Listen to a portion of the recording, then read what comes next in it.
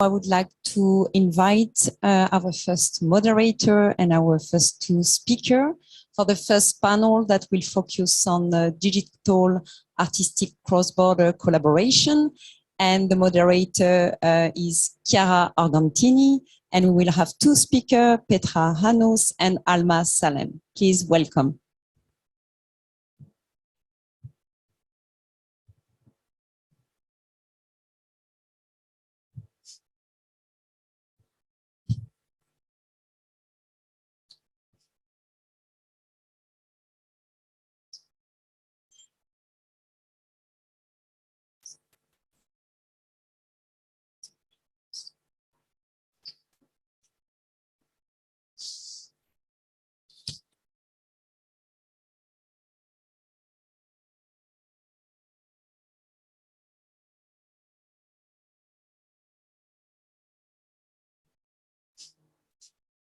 Welcome everyone who's here in a physical and digital presence.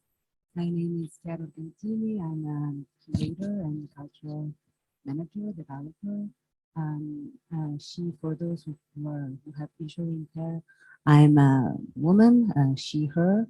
I'm a woman in her 40s, quite petite, small, long red hair, green eyes, wearing a black jacket with some animal thingy and a silver skirt that's it's behind a block that is just in front of me. I'm very honored, excited, and delighted to be the first voice today during this long marathon of thoughts that On the Move cooked up for us for almost 2 years. And I'm very grateful for the invitation because we do have collaborated on several projects and the yearbook is one of the latest, as you heard. And every time for me, what On the Move is providing is really a space to reflect and just to stop from the doing of projects like crazily and be able to see, to zoom out, to harvest the learning and name them. And I think that's such a vital part of our doing because then it's the only way we have to protect, to advocate for what we do and really to name things. Plus, they have the bold idea of capturing flying things. And I think this digital mobility is one of those. And it's still on the moving and it's still in the air. So it's a precious opportunity to pin it down. Also with the experience of two great guest speakers that we have today. So I really thanks On the Move also for the opportunity to connect me with these great and powerful voices. Today in this first panel, we have with us Petra Hanus and Alma Salem. I will briefly introduce them, but then I will also leave the space for a much deeper investigation of what they have been doing. Petra is a cultural program coordinator at the Goethe Institute in Finland. She is active mainly in the performing arts field, so she's taking care of projects that deals with dance, music, but also interdisciplinary projects. Her mandate within the Goethe Institute is to promote intercultural exchange. So the cross-border, cross-cultural collaboration stays in that area, but she has a very specific approach that I really value. In the way she fosters her mandate, she's always attentive to voice silence knowledge and to challenge the hegemonic narrative, which means she brings a perspective that is really careful about diversification. She's part of a platform called Stop High Hatred Now. And also she's been doing a residency project called The Right to Be Called, which is a project around indigenous rights and environmental justice in the Arctic. She's also part of a group of Goethe Institute practitioners looking for a more sustainable future for the institution. So these two axes like span through her experience and the stories she's gonna tell. Alma Salem, she's a Syrian-Canadian independent curator and cultural advisor. Her story spans from different geographies, from Middle East, Europe, Americas, and she's also exploring how to connect these worlds and also how to investigate the many possibilities that the arts has to really expand how we can promote social change through the arts, how we can mix languages visual, performative, physical, digital, to really enhance cultural relationship, peace and arts in political conflict zone, also looking at feminist issues, which is one of the latest investigations she's doing. Alma moved also quite restlessly, geographically, but also in terms of profile. She has been part of institution for more than 20 years with the French Institute of the Levant before, and then the British Council as program manager of the cultural program for the MENA region. And then she started her own baby, her own project, which is the Alma Salem Bureau for Curation and Independent Cultural Advisor, and the Syrian Six Space Contemporary Arts Touring curatorial platform. And now she's currently executive director of a political movement for Syrian women. To briefly introduce what are we speaking about in this first panel, because I feel it's quite broad and intimidating, the cross-border digital collaboration. I think we look at how the many modalities, ideas, and formats that digital can provide for us to explore creative cooperative processes, also looking at the consequences or the side effect on the system of production and circulation and touring. And to give you a really thin line, I would like to stay with the last example. So what it means, touring platform, a curatorial touring platform, and not a platform for touring curatorial work. And I think this shift in the vocabulary, it's really a shift in the perspective, because it means that we moved from the idea of a platform that provides physical occasion for touring for productions that has their own concrete physical entity, to a touring platform that is the work per se, that is a nomadic pop-up organism that has the possibility to make ideas that exist in the ephemeral landing and appear and materialize in spaces. I think that's a very specific angle that I'd like to enter into with them. And it's about something that I also mentioned in the yearbook when I was asked to reflect on the digital mobility and what it means. And I think we can really make it meaningful if we profit from the specific feature that the digital has to offer, that stays in this idea of strengthening an intimate and interactive connection. So the interactiveness is part of the digital that we can bring in how we co-create and collaborate cross-border digitally. This idea of border, because actually through the digital we can rewrite the border, but the geography per se, because we live in a real, virtual, but not fake parallel world that interfere with the world we are living in. So it is a way to challenge political geographies and border, and also to voice, silence knowledge, and make space for alternative narratives and scenarios.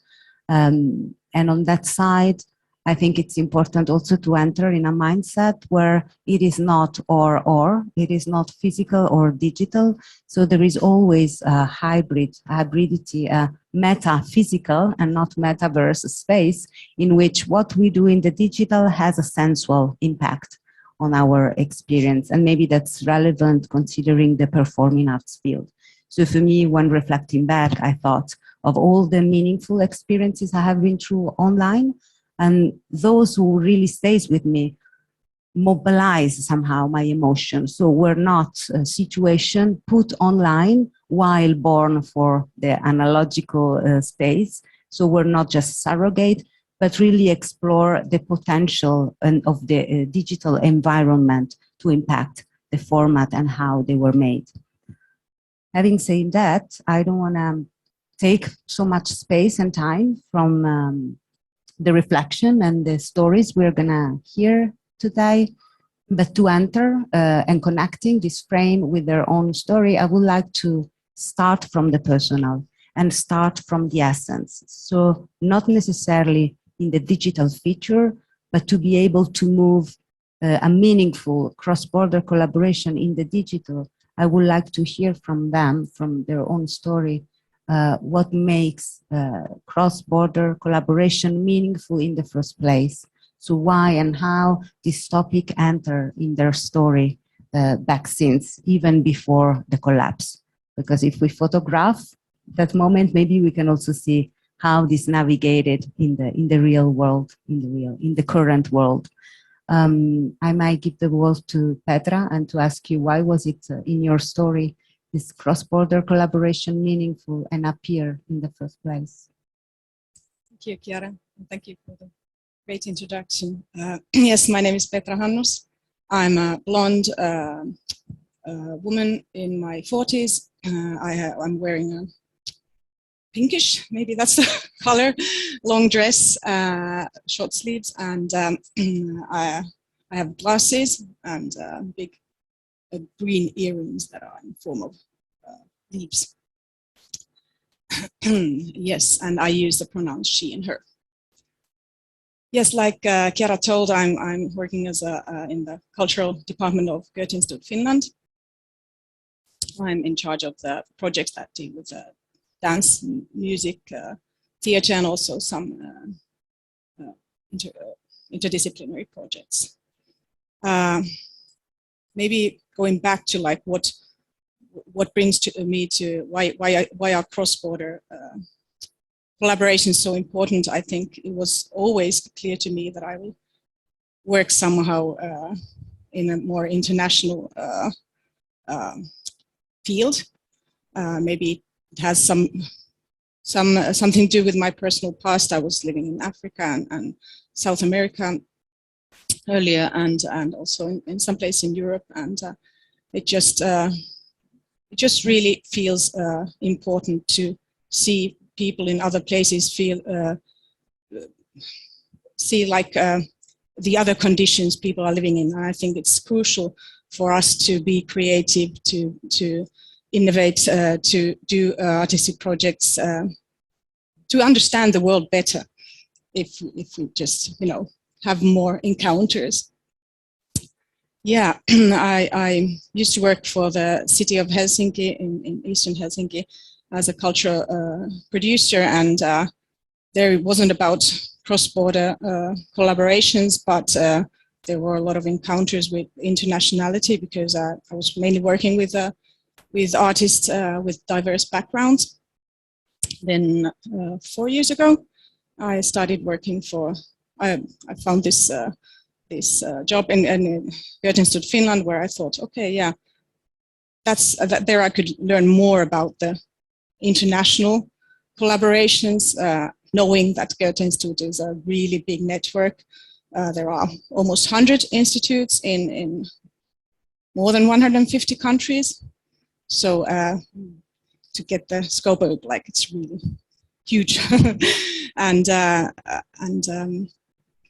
I've been there collaborating with, working with residencies. I'll talk maybe later more about the Right to Be Called that Chiara already mentioned, and some projects with that have to do with diversity. That's a big focus also in in the whole Goethe world. We have these focus points, and yeah, that's one big focus point. And also in the past years, I've been in this group that deals with sustainability, Nachhaltigkeitsvisionärinnen. So it's an internal Goethe intern network where we talk about new formats, talk about sustainability, what we need to change in our practices. So I guess, is that enough? No, I would say it's a large scenario. Yeah. But, so just like even though I'm trying to work and also in personal life think a lot about ecological sustainability, but I think it's not taking away the part that cross-border collaborations are really, really important, and we just have to think of new formats how to do it more sustained and more fair to everyone. Yeah, thank you a lot. I think what we hear, it is about this possibility to expand also the world we know through encountering one another. And I like that you said we need to rethink the practices. So we as an institution is not just the artist needs to explore way to survive. And I think that's pretty crucial. Alma, you have a different story, I guess, and a different journey that brings other aspects beyond the expansion of encounters. I give you Thank you. So my name is Alma Salem. I'm from Syria and I'm Canadian too. I have Mediterranean features, so white skin, long, dark hair. I'm quite a big woman and I'm wearing all black and so happy to be here. Okay, so really where to start? It's very difficult to narrow down.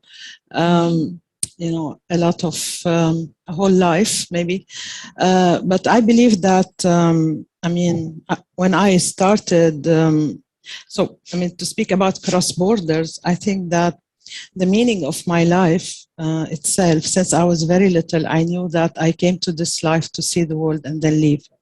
So I think all starts from here, that I know exactly why am I here or what I want to do before dying. And this is what I'm interested in. So since I was very young, I was at university, I organized the first, it was the first time Syria delegation went to the International Youth Forum. It was 350,000 young people from all over the world who came to Paris. And it was the first time where Syria was present. So I wanted really to take Syria to the international place. And, you know, Syria was very closed, as you know. We all were trying to open it, and through many mediums. One of them absolutely was cultural relations.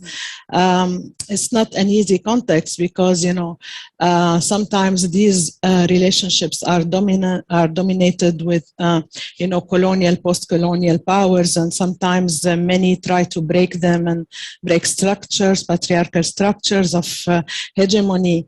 But coming from a place where I was born under a dictatorship, at the same time, these cross-border collaborations appear to be oxygen, appear to be a must in that the sense that in order to break that intellectual siege, it was a medium for it. So always cultural institutions, especially foreign ones in Syria, were the only path sometimes for us to even gather. You know, Syrians weren't allowed to gather and speak and create clubs. So these spaces in itself became that safe haven or beside homes and beside small spaces here and there.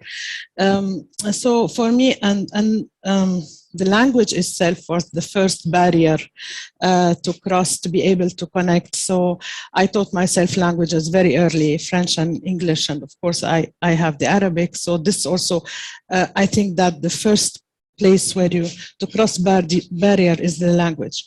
So yeah, and then at the IFPO, talking about back to digital, the digital world, I believe that, I mean, I joined IFPO, Institut Français du Proche-Orient in 1950, and at the time, the digital activity was all about documentation, I believe. That was the key aim for it. It was a moment of an opportunity to access, to give more access. So we digitized in order to open archives, in order to give access to people who can't get into the physical mediums, to touch them, to also rely on them academically in research and so on. So I archived 50,000 photos from World War II and 7,000 maps. At the time, it was the, you know, the Force Française Libre du Levant photography, aerial photos on what you call daguerreotype. You know, maybe some of you would know. It's very interesting. So some of them I printed for the first time and then digitized them. So that collection is all online now. And it's not only aerial photos, but it's every single stone that was found in an archaeological mission in Syria. So, you know, when the war happened in Syria, I was felt such a blessing for having done this over 11 years. That weren't easy. You know, me sitting in a basement in Damascus working on this, and at the basement also of the National Museum sometime. Yeah, and then the value just suddenly appeared of digitizing, that it's about, you know, conserving heritage. And I believe that before we go to art, we should set the stone with heritage, because heritage is the trace. and being able to set the stone of a trace, and then you can move to futures, and then you can widen the imagination. So these were my first 10 years. And then the second decade started with the 2005. I was working with the British Council, and this gave me an elan, like a push for cultural relations. It was the trend at the time. This is the word, the buzzword was cultural relations, intercultural dialogue, cultural exchange. Maybe some of you in the room remember the 2000s, the millennium, when we started. And the millennium was a moment also to bring people together, because it was like, you know, the Olympics in a kind, like everyone wanted to meet, everyone wanted to work.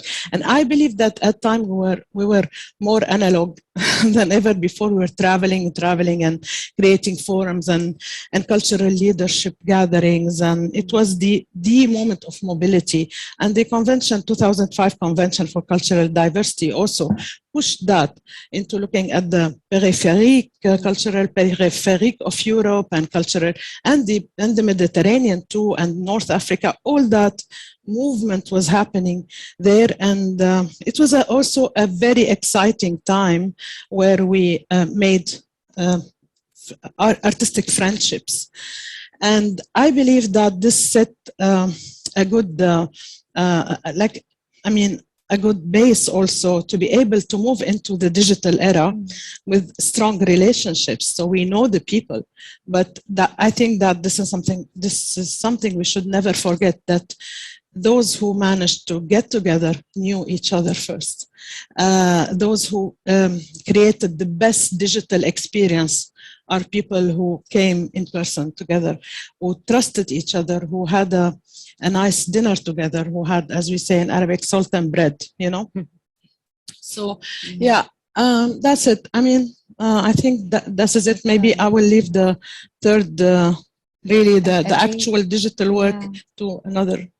I think we already enter in that sphere. The reason why I wanted to start so far away, it's because exactly I was curious to listen to the essence of cross-border collaboration. So what it means and what it can do in order to move it in the digital sphere. And I hear interesting topic here that goes from the possibility to challenge space with, you know, expanded geography, but also to challenge time, because through conservation, archiving of knowledge, exactly there is the possibility to accompany something that is living in the past and in the future. And I think that's an interesting also breathing space that we can explore, plus this idea of having real connection, real that can be physical because we have been meeting before, but also real because the way we come together online has a specific capacity really to get us intimate one another. So coming from this huge topic, I would like to explore also in a very honest way with you some examples or stories coming to the pandemic and what happened that function or not in your opinion. So when was a project really meaningful? What can be done online through the digital and what cannot be done? Honestly. And this conversation sparkled with Petra because she was also very direct, saying, okay, but not everything can be moved online. So I'm curious to hear what can and what cannot, and also why. What's your opinion on that? Yeah, good question. I have to say that I'm really glad and surprised how quickly Goethe Institute actually reacted when COVID started and all the lockdowns and this how to say, complete full stop. So there were a lot of digital offers and for example, there was from our music department from München, there was a digital or virtual partner residence fund created very quickly, and it was supposed to be only for the first year, but then it went further, and there were a lot of online, completely online projects. I researched some before this discussion, and I was last week in Berlin in a festival about feminisms organized by Goethe Institute Frequencies, it was called. So there I met some colleagues and heard from many very interesting online projects.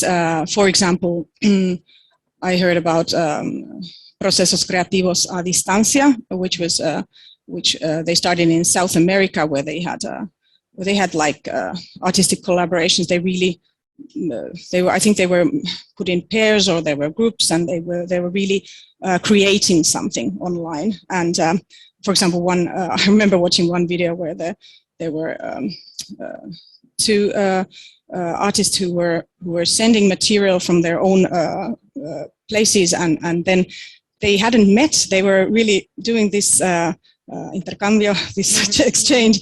And they had met each other, and then at the end, where there was already something created, then they met for the first time, and that also in online. And then there was like in Sudan, there were really interesting, completely digital. Like there were a lot of digital residencies. Sudan Moves, what that was, that project called, which also. You can find all these online, really interesting backgrounds and podcasts. There were also exhibition created in those online residencies. And then I remember hearing from one colleague from India last week in Berlin, from a virtual residency in Calcutta. So it was organized by Goethe Institute Calcutta, and it's a residency that is, I don't know, every year, and they travel to Calcutta, and the city itself has a really great role in the whole residency. So they created an online virtual platform where they were actually really in Calcutta, and I don't know more about that project. So I haven't been involved in that many. I haven't been actually involved in pure online projects at all in this COVID days. But the project I might talk a bit about is the project Chiara already mentioned in the introduction, The Right to Be Cold, which ended up being hybrid. It was supposed to be really like almost only offline. So it was about subjects like climate justice, indigenous rights, climate change, and focusing on indigenous perspectives. So the idea was, and it's an like interdisciplinary project in the Arctic and Boreal region. We were doing together with Goethe Institutes from Oslo, here from Finland, and then Novosibirsk and Montreal. And so, of course, very cross-border, very trans-regional project. But the idea was having indigenous artists moving, and actually there was going to be a residency relay where they would travel to two various residencies in these areas. So Sakha in Russia, and Sapmi, and also Vaasa here in Finland, and then Norway and Nunavik.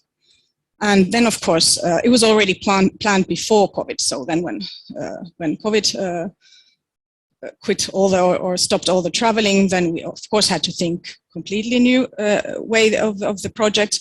And we did have like online gatherings in the beginning where they were actually crucial for the beginning of the project, where because we really got to know the artists. They were explaining about their practices and works, and showing also pictures of the works and videos, and then the residency places, they were presenting, like they had like this virtual visits that they were giving us. So it was a really important, the online part in the beginning. But I have to say that we were so happy 2021, because we were all the time thinking, okay, do we have to make also the residencies completely digital? But we were so happy that there came this gap where you could travel. We just had to organize everything really quickly, and there was canceling and reorganizing, like I don't know how many times. And there was all these practical issues, like with Sputnik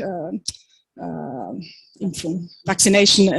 You couldn't travel to Norway at all. Also, actually not to Finland, but we got a special permit for our artists from Sakha.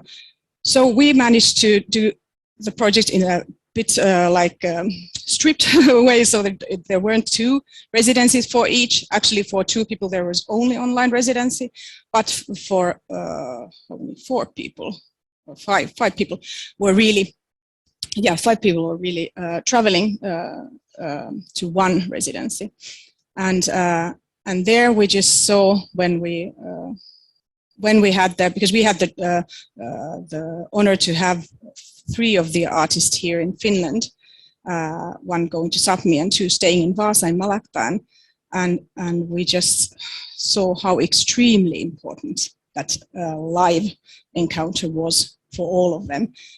For example, our artist from Tatiana from Saka was telling me afterwards that she can't describe how important it was for her to have these discussions with Niap, artist from Nunavik, who was staying with her.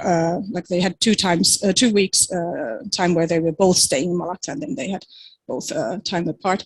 And it was so crucial for her having these discussions and understanding that there's a person from an indigenous nation from very far away who's dealing with the same kind of problems as herself. So for me, it was hybrid, but for me, the most important part was the offline part, I have to say. But it is possible to, for example, to build trust and have the encounters that we did in the beginning, but somehow it went to another level when we came offline, and yeah, I mean, thinking of like who can travel for us, well, of course, think of on the sustainable way, that like not letting people fly into Finland for one performance or one presentation or so. So we try to really think of the sustainability issues, but we also think of like who is traveling. I think that this project. That's exactly the right question to ask. I was very interested also in how the digital cross-border collaboration applies to institutions. And I hear that before the pandemic, maybe most of them could not explore properly the resources that the digital offer, also in terms of restructuring their own infrastructure globally. And I was struck by hearing that most of the places you mentioned are located in the global south. So how also this global north, but also you mentioned other examples. Oh yeah, the other ones I'm not reaching out like faraway branches. So again, we see the digital as a way to re-explore the geographical agenda also of an institution that can answer this question: who gets to travel and why? So how this parallel geography is exactly a way to rewrite our power system and our world. And to this topic, I think, Alma, you can open up a lot of perspective, exploring the digital as the real environment of a project that is born in that space for choices or not, but really exploring at the maximum the potential of that dimension. Thank you, Chiara. Yeah, well, I mean, to continue the story, I mean, after this phase, 2011 came, okay? It was the Arab Spring moment in the region. At the time, I was leading on the ARS programs in the Middle East, North Africa. So this means 17 countries. So where really everything was happening. So I was in Tahrir Square. I was in Habib Bourguiba. I was in Erbil. I was, of course, in Damascus and Beirut. And I think that it's very important to remember, because it's always considered that the Syria model as a digital cross-border model is an outstanding one. Like how Syrians came virtually, maybe not digitally, but how they virtually came together and started creating. But we always need to remember that this need was created on the street. It was created with actual, blood and dancing and chanting and it was created in the public place, and then suddenly, with the absence of the public space and the access to it, where all the artists had to flee Syria because of persecution. And then not only artists, because 7 million people suddenly left Syria together and 7 million were displaced internally. So we're speaking about 14 million. And practically, in terms of geography, Syria disappeared as a common space, as a common place. So Syrians turned from being in a place to a space. I believe this is a moment of a digital transformation. So the digital world came to offer a space to replace the place that became impossible. I mean, at that moment, we created projects especially in the Levant, North Africa, and the Gulf, around 300 grant, and to capture the new voices and capture the vibes of the streets. And then while we were creating these projects, they appeared to be happening online mostly because of many factors. So the digital space responded to the fear factor. Okay, so it was, you can be pseudonym on a digital space. No one would know who you are. So it gives kind of protection in the case of persecution. It created a space for exploration, research, collaboration, so where people needed to meet. And I specify here mainly Facebook for Syrians, because we spoke about the Syria Facebook at the time that popped up online, and even my mother and grandmothers, and they were all suddenly on Facebook, and it's still the most vibrant Facebook. And like now, if I miss my mother, and she's a painter, so she's painting and she upload a photo of her painting, I know that today she was painting this. So it was also a daily need to connect with people you miss, people you lost in your daily life. So it's very human. It wasn't only it didn't only came as a collaborative space for creation, but also the community came together. It's where everyone is. So it became a country in itself. And I think that this was a drastic model based, that was compulsory. Like Maria said this morning, it was forced, it wasn't by choice. And I believe that, we all know that imagination comes as a solution. And so the digital space gave that possibility to reimaginate the daily and shared life. And later on, it started developing. So I here give example of what my colleagues created, a creative memory of Syria. So documentation, activists were collecting, but then spaces for meeting. We didn't have Zoom at the time, but it was mainly WhatsApp. We needed Twitter for also lobbying, campaigning. Those were needs at the time because we were trying to tell the truth and tell the story. So also the only way to do it is to speak to the international community. So the digital space gave us access and gave us a place for voice. And at the same time, in terms of artistic collaboration, at the time, I was trying to define this theoretically. So I found the third space theory of Homi Bhabha.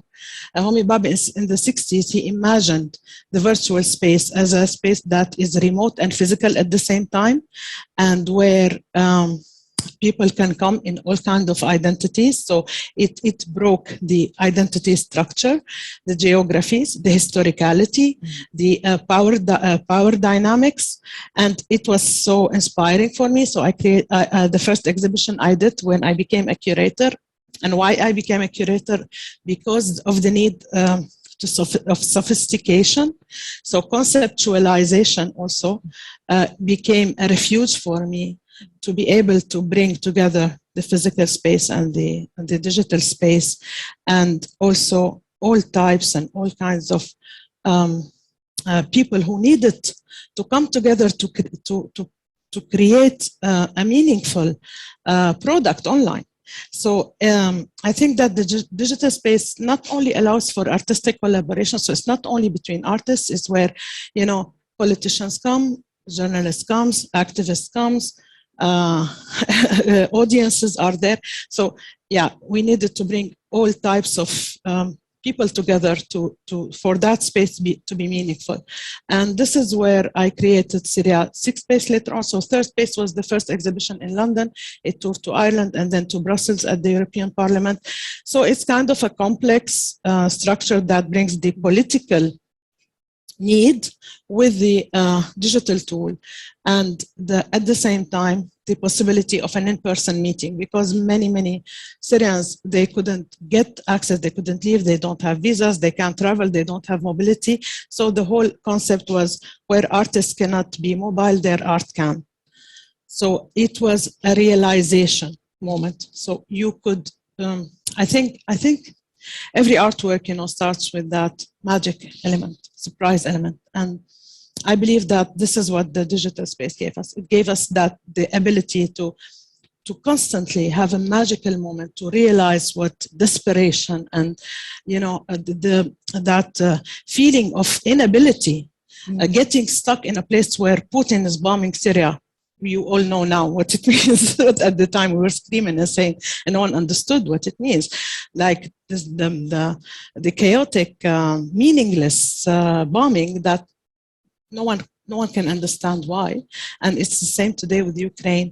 So we were trying to find a meaning in that non-explainable space. And I think that digital space gave us not only the possibility to create, but also the possibility to have a meaning and to have hope. So I give an example here of the siege, hunger siege of Homs, where, we could access the community there and turn their hopes and stories and photos and exhibit this in London.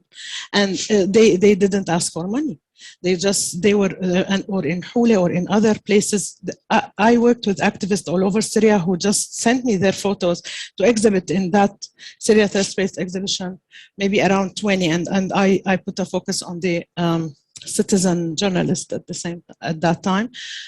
They just wanted to tell the story. So we managed to collect, from all over Syria, photographies, put them on one wall, get the messaging, pull the narrative conceptually. So I think that it's not a simplified space. It has a potential to be, a solution for so impossibilities. impossibilities. Voila. And then later on, I can continue. I could speak for 3 days about it. But I it's think, very difficult to know. Yeah, I know. And maybe also in a few minutes, we will take some questions. So there is the space for explore even more. For me, what I sense here, it's also a shift that you brought in, which is quite important, from the notion of place to the notion of space. And I think this idea of the digital as a public space, as a new public space, it's relevant. Agora, because actually I was going to say that it is an agora where you can find confrontation, where you can find a melange of voices, but also you can offer anonymity to people that could not speak out otherwise. And I had similar experience with other political situations, but that's really a value that tackled the topic of accessibility, because we are often reminded that the media, the means, the technology of digital could not be accessible to everyone, but there is another side of that, which is actually the conversation that it enabled.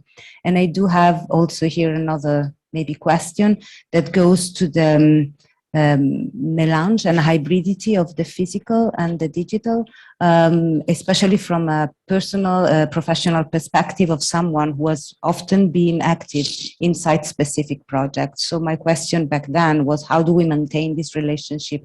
How do we make sure that what we do in situ and site-specifically, it is not narrowing down the possibility to speak internationally, enforcing this national narrative? So how do we keep it open? How do we make ideas circulating more than bodies eventually? And I remember we spoke about a couple of examples that also changes the way artists co-create work, like having idea, flying to places without bodies, without touring. And I think that's maybe an in-between shift that tackles this idea of accessibility and sustainability with a specific model and practice.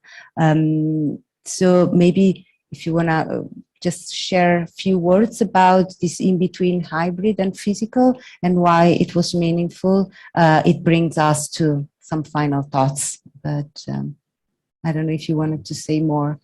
Yeah. Maybe you start. You were starting. What was the question again? It's about hybridity. Yeah, the experience that were both physical and not and digital at the same time, or virtual. And you mentioned some example of the touring without going, for instance. So that kind of practices that can bring things in between spaces.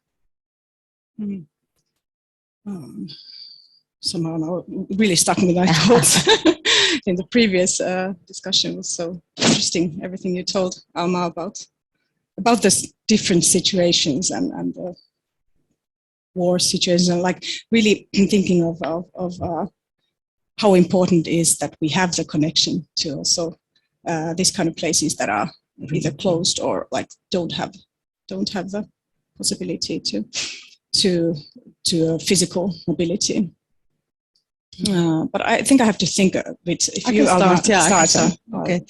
So yeah, I'll give an example of a second exhibition I curated. It's called Turab Earth. I spoke about it a bit late yesterday. It was alongside the Conference for the Future of Syria that happens every year in Brussels, which is like for pledging for Syria.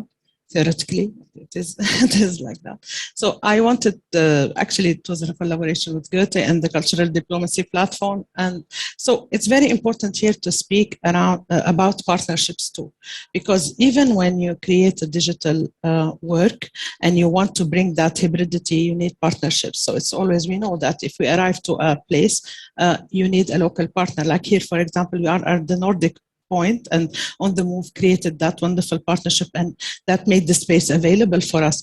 So we still needed to get into the old classic models of programming and designing and bringing, the world together. And I think that all the artwork was created online. So the collaboration happened between artists in gatherings on Skype, on Zoom, we didn't have Zoom, on Skype, on mainly Facebook, on Messenger, and the classic also communication tools, which is about emails and so on. So we were creating together, but also what was very important is to be able to create artworks that are uploadable online. So, and the key challenge is how to create an artwork that doesn't need the artist to be in the space. And this in itself, it brought a different model of curatorial practice, because you needed to be like, my aim at the time is to be able to click one button and send the whole exhibition, even for me not to be physically in the place. And that in itself is an artistic challenge, is an aesthetic challenge, is it's a scenography challenge. So I've been experimenting all the time. I've been experimenting. So when I did Turab, it gathered 70 artists, thinker, researcher, and it was in Brussels. It was so interesting because when I created the gallery, that is a very, very small gallery stuffed with artwork, I wasn't happy because it's so different when you live in the place and you have, 2 months to create a space, or when you pop up. So the pop-up brings you into a last minute thing where you not necessarily satisfy your aesthetic standards, and you need to manage also with lack of resources. And we need to know that always resources for Syrians were very, very limited. All those challenges I sometimes put it together under the concept of lightness. I mean, we needed to be light in everything. A refugee needs to be light. Can't carry a lot of even souvenirs and children toys, and and I remember what I left in Syria, for example, antiquities, carpets, all this you don't carry. And it was the same in the artistic model.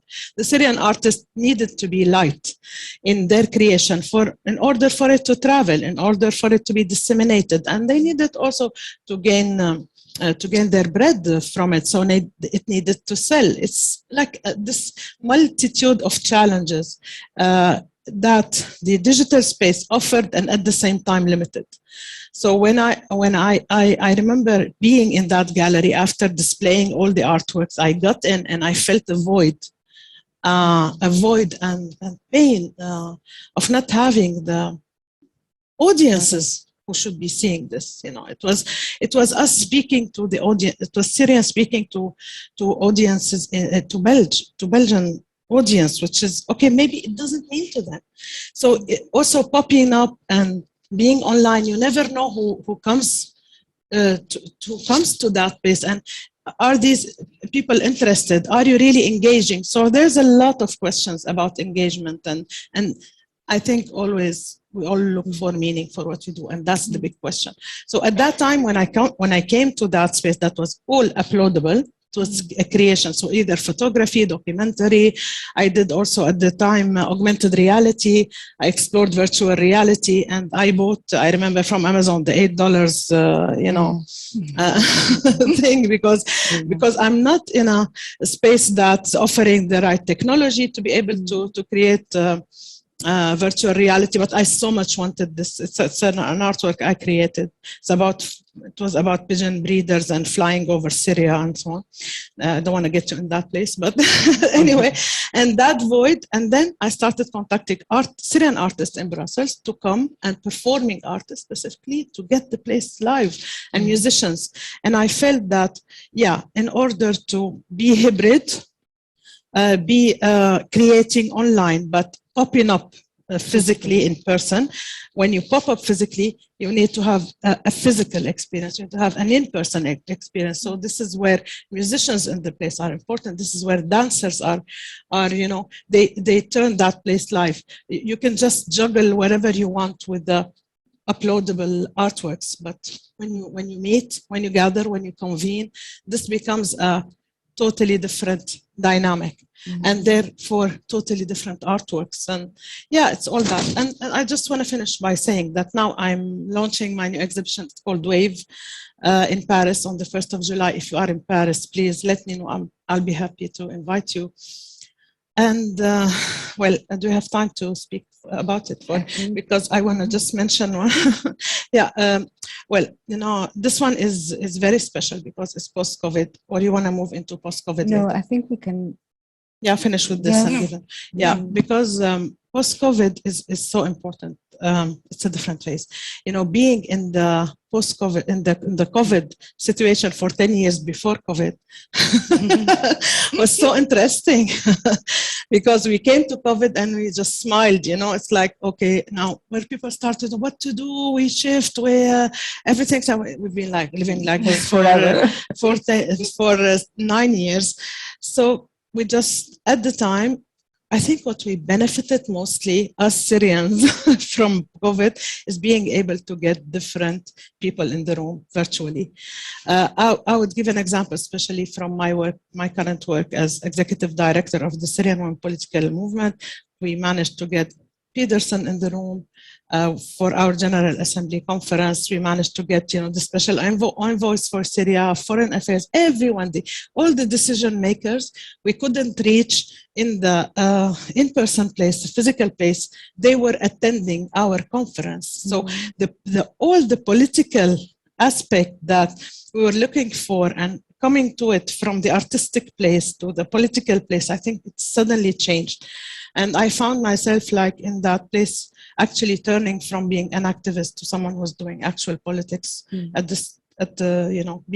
the Security Council, working for a project at the Security Council, Human Rights Council, and all those places that COVID really helped us to bring there, but also our networks and our work and the meaningful cause. So there's always, it all goes down into the need at the end and into the cause. If we don't have a meaningful message, if we don't have a meaningful cause to put online, then people will just scroll down. Yeah. So I think we always need to come back to point 1.0, which is about creating great art that tells a great story. And even a great story cannot be told with poor art. So it's always about having quality of great art, and at the same time, a meaningful story for visitors. And also sharing, I think, is a big word. Like having all these great projects and concepts and formats You mentioned, didn't you, showing without going? I thought it was a fantastic idea. A couple of artists just collected so many various examples of real formats that can be touring without a person, or at least without a group traveling. And also made me think, that website also made me think of the importance of our networks and collaboration, also not only between artists but also between festival directors, producers. Like we had, we were together with Goethe of London. We had a project, or they initiated a project, Imagining Futures, where festival directors from all over the world were discussing the future and the role of civic society and the future of art in future and theater in future, and I think that kind of it wasn't a very big group, but they were like from all over the world. So I think that kind of curatorial meetings, groups, teams could be very important in order to travel less, to how to say, spread information on various interesting concepts, projects. Someone tells in that group, hey, I've seen this amazing performance. And so like not everyone from that group, for example, need to travel. So I think we really need to think of the privilege, like who gets to travel and yeah. And to make it meaningful at the most. No, I think in different dimension, but there is a common line that is bringing together people that could have not otherwise through the digital, thinking about the circulation of knowledge. Might be an artistic, vessel of knowledge, or a political issue and situation. And also, this idea of creating online for the physical, or creating physical experiences that use the digital. So it's different model with the same, let's say, final aim, which is to offer compelling experience that can twist a message. Otherwise, we're just using the digital for playful, entertaining way. And that's exactly far away from our purpose. Can I just add here that the experience is very important, because what you create digitally, like as digital artworks to be displayed and exhibited in the physical space, might not necessarily be interesting when it's virtual. So when you create virtual, you need to create virtual. You need to create a virtual interactive experience and take into consideration that space in its totality. Just having materials or artworks that were created and just uploading is not really curating digitally, and that's a learning I've had, because I've done twice. The two of the exhibitions I curated were online, one with a website, two actually were created for it, a website. Still, I'm so not satisfied with those websites because they didn't even bring the concept. And I'm still looking for to create a digital experience that will give similar, similar experience for with the physical space, and that in itself is something that we need to develop, I believe, as tools. And here I just want to say that I founded a museum called the Freedom Museum, registered in Montreal. I just closed, and my aim was like, okay, I'm curating this exhibition. I wanted to. I had a question about the continuity and the audience and the sustainability. So and then I closed it because I felt that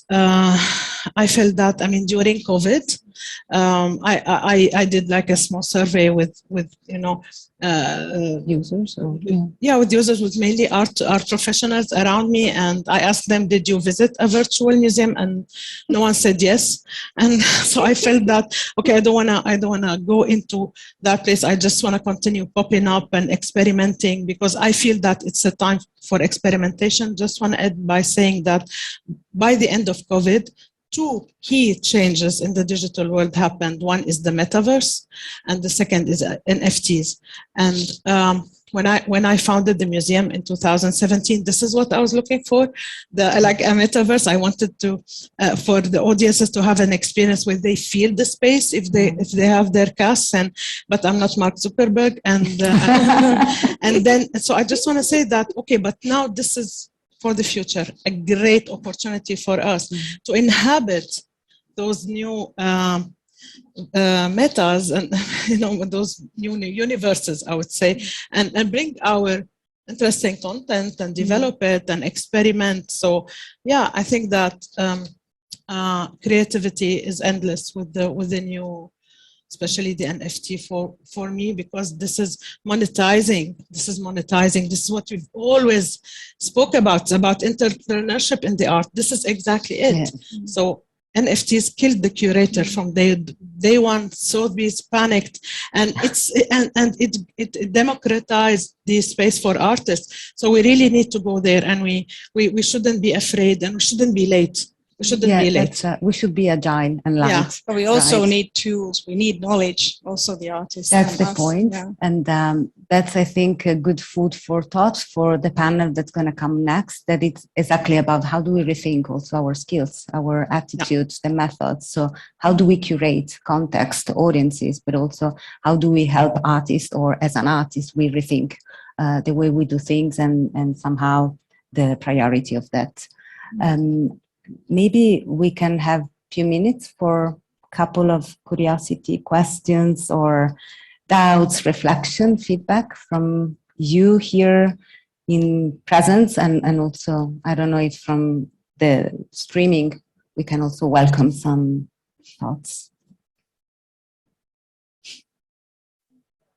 You have maybe to tell your name. And I'm the founder of CFW. I'm also board member of On the Move. And you look. I'm another Mediterranean woman with white skin, white, and black hair, wearing a red dress and a black jacket. So I think as much as the digital world offering such opportunities for experimenting, testing, monetizing, whatever, I think we also, it will only go okay for everybody if parallel to that there is a deep reflection about the legal framework of it and taking into consideration the unequal access to technology, because we will be just as much it's an opportunity that is balancing the power and opening opportunity. If this issue on equal access to technology and knowledge and ownership, legal framework for intellectual property, it's not equal, we will be just transferring inequality in this new universe. So it's really important that we tackle both at the same time.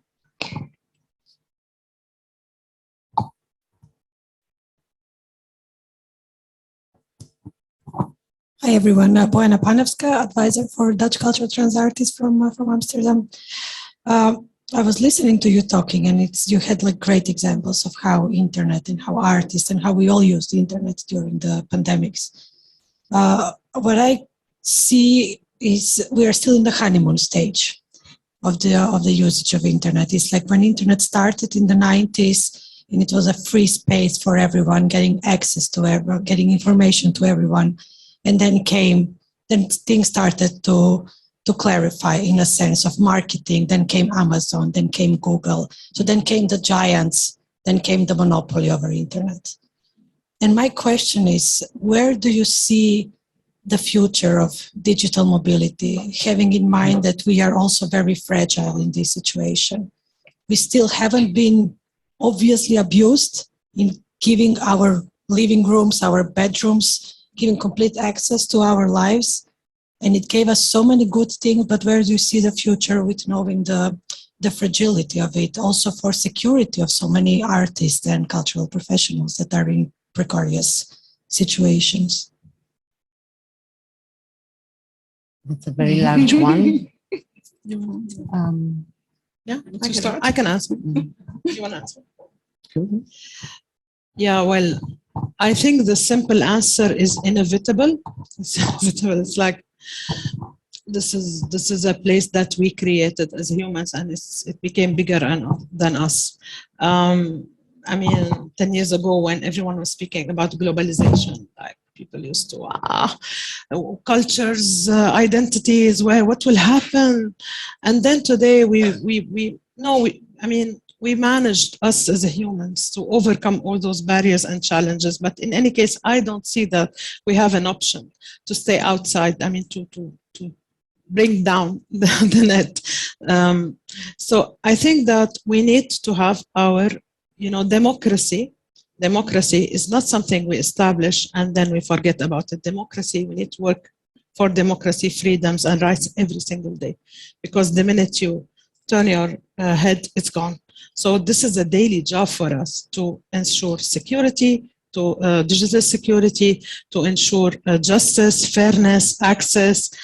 I think that this is something that is absolutely similar to the physical world we live in. We have social responsibility there, and we all need to be responsible when it comes to the net. And if I may add, I think I also like to address big question, looking at what could we do in order to avoid this, the rise that you're mentioning, and coming also from an organization and an institution, I think that we can exactly provide a space where we kind of moderate the counter side, the downside, the economical risks and the legal framework for the people we welcome in it. So maybe rather than renting the production of more and more tourable things, we can engage our funding in defining and protecting a legal frame or spaces that can actually enable people to create properly, avoiding this hijacking and jeopardizing the freedom of the message. But that's easy to tell. Yeah, really putting much effort or what to say, pressure on making them even safer, the spaces, and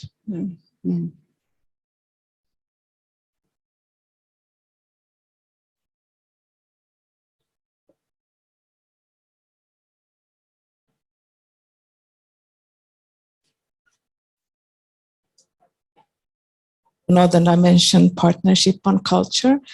I'd had a question about competences.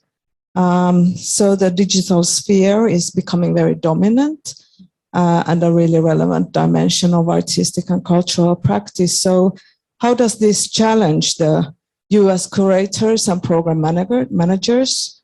What kind of elements of competences and skills are now topical and essential to acknowledge? What kind of competences do we need? Yeah, it's not the next panel.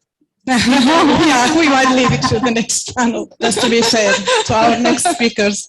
But you go, I will leave it. Yeah.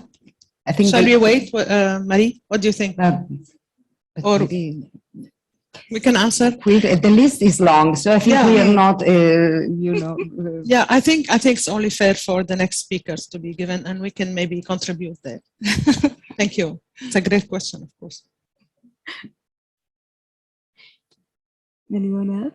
Unless we have time, that we have to fail. How are we on time? I think we have a few more minutes. Okay. But I can tell I felt pretty much like a baby when we started doing things online, because we had to technically equip ourselves, which is one level, but also there is an attitude which is different to the listening capacity, also to this online audience relationships. So that was also my thought, and the capacity to tackle different layers, also in terms of accessibility.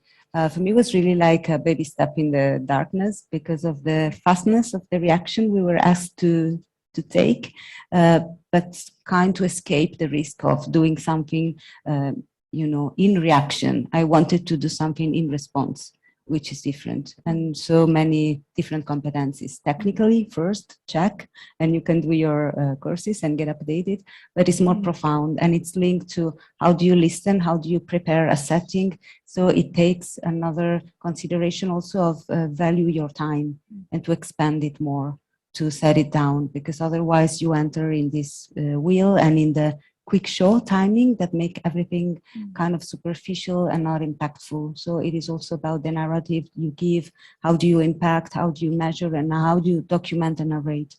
I think the next panel will be really in trouble to just define, but hopefully really helpful, not just to listen how we can solve these things, but to listen we were not alone in the difficulty of the challenge. I completely agree with you, Chiara. I really think, and I also think as from funders' perspective, I think that's something where we need to concentrate, that it needs more time. Like the artists also need time in their projects to research these new tools and new formats, and that's something that has to be thought through when thinking of financing projects.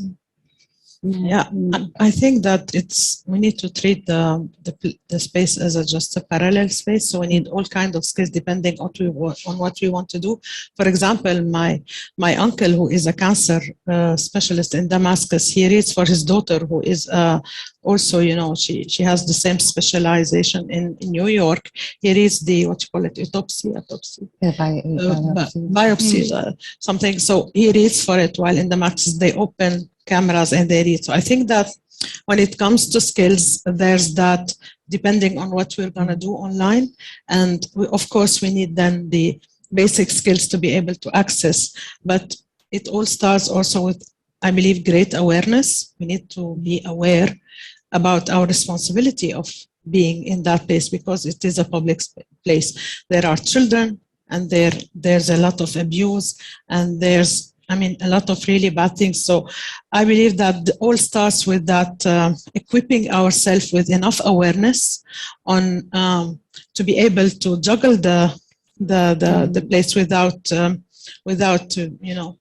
either putting other people in danger or putting ourselves in danger. I think that's the first really basic layer. And then skills, it depends on what we want to do and how are we going to use it. Mm-hmm. Well, I think we have to wrap up finally this first session and panel. I wanted really to thank you, Petra and Halma, for the deep stories and the reflection you share, and also the honesty of saying with humbleness what we have to do, but also the generosity of the reality of the example. And I really thank you for being with us physically and the digital, the presence in absence, and again to the on the move. And thank you so much. Thank you so much.